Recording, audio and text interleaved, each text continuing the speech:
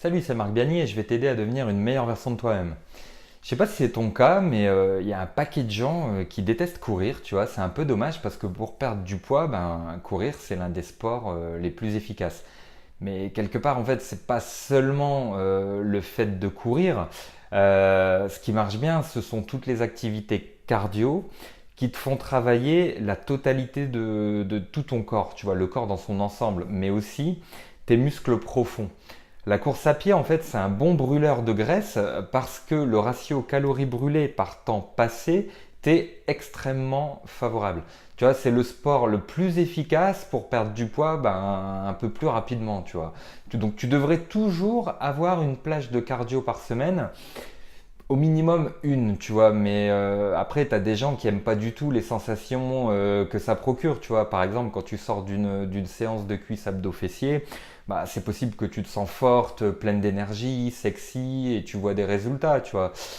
Mais quand tu cours, surtout au début, t'as juste envie de mourir, tu vois. Tu te sens un peu nauséeuse, t'as la tête qui tourne, tu sens manquer de sucre, tu sens ton énergie t'abandonner et même encore une heure après la séance. Alors la question c'est, est-ce que maigrir rapidement passe forcément par le cardio s'il faut passer par là? Alors déjà, il faut oublier cette notion de rapidement et se déstresser par rapport à ça. On en a déjà parlé, la perte de poids ne peut et ne doit jamais être quelque chose de rapide. Tu vois, on en a déjà parlé dans d'autres vidéos, mais surtout, je pense que maintenant tu sais qu'il faut surtout pas chercher à emprunter de raccourcis, c'est important.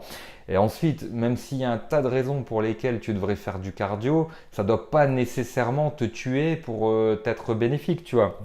Quand tu lis les recommandations minimum des différents instituts de recherche, même s'ils sont jamais vraiment d'accord entre eux à la minute près, mais la dose minimum pour que ce soit bénéfique, elle est bien moins importante que ce que les gens s'infligent en réalité, tu vois.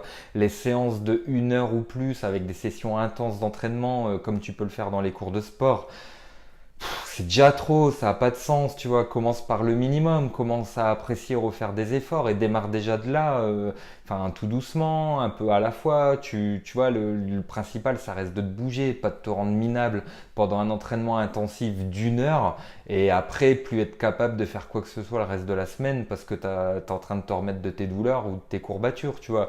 Quelque chose autour de 20 minutes, allez, de faible intensité, mais 20 minutes seulement, que tu fais 5 fois par semaine, ce qui correspond à une ou deux séances en club de sport normal, bah c'est bien plus efficace, tu vois. T'as pas besoin d'être au bout du rouleau après ces séances.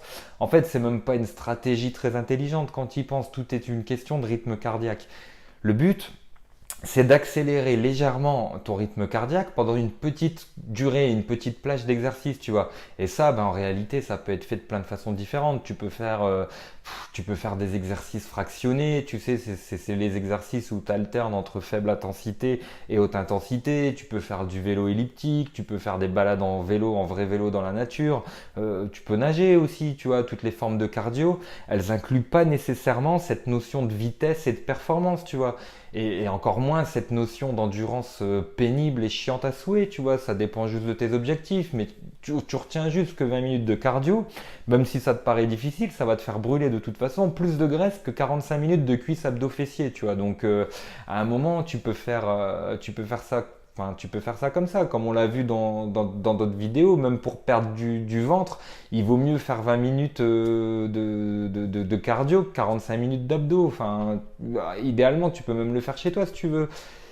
Tu peux même rendre le truc fun en fait, tu vois, rien ne t'empêche de le faire devant ta télé, même si c'est voilà, si c'est mieux pour toi, si tu trouves ça moins chiant, fais-le devant la télé. Tu peux faire des exercices de boxe, tu peux faire de la danse, tu peux faire de la zumba, tu peux faire des squats, tu peux faire des levées de genoux, tu peux faire de la corde à sauter, tu vois, il y a vraiment plein de solutions et moi je peux t'en donner plein d'autres, je peux t'en donner plein d'autres si tu veux.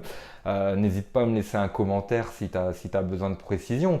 Mais surtout, le truc, c'est que c'est pas que pour perdre du poids, c'est pour ta santé au global. Tu vois, les exercices de cardio, c'est simple. C'est le meilleur moyen pour être en bonne santé. Tu vois, n'oublie pas que le cœur, c'est un muscle comme les autres muscles et qui doit être entraîné pour être en forme.